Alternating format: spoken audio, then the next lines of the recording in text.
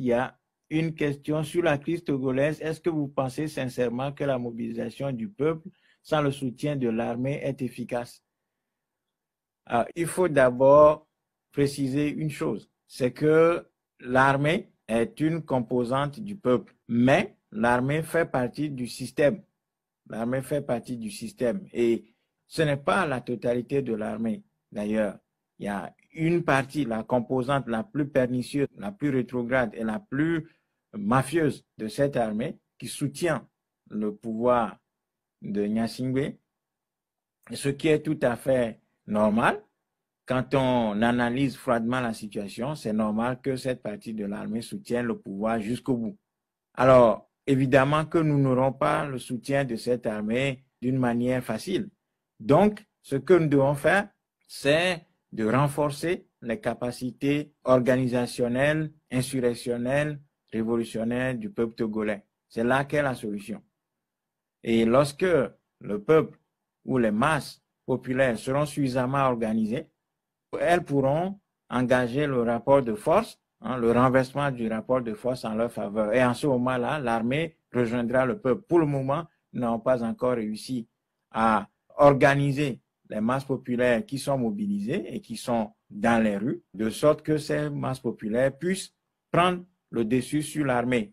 Mais d'une manière générale, les lois de l'histoire indiquent clairement qu'il y a quelque chose de plus puissant au sein d'un peuple, au sein d'un pays, que l'armée, quelle que soit la situation politique du pays, que ce soit une démocratie, une dictature, une tyrannie, une monarchie ou pas, il y a une force qui est beaucoup plus puissante que l'armée ou les corps institutionnalisés qui dominent ce pays-là. Et cette chose-là s'appelle le peuple organisé.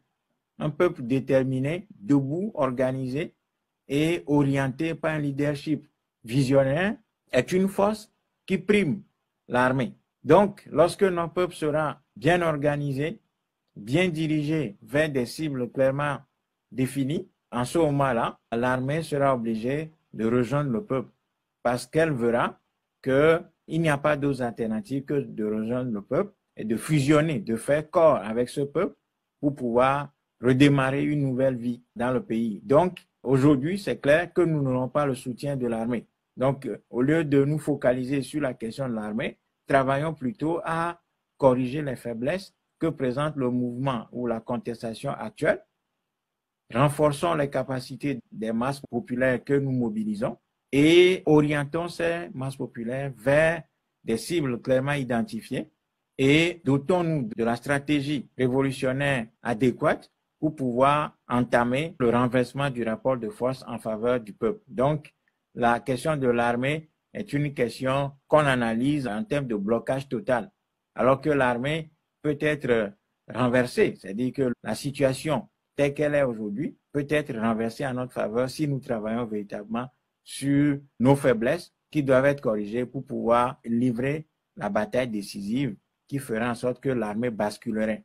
Donc, c'est sur cet axe-là plutôt qu'il faut travailler et non regarder ou vendre la question de l'armée comme quelque chose qui est incontournable et qui est invincible. Non, une armée, quelle qu'elle soit, quelle que soit sa force, est susceptible d'être vaincue à la condition que les populations soient organisées et déterminées pour pouvoir renverser le rapport de force qui, jusqu'à présent, est en faveur de cette armée et du clan qu'elle protège.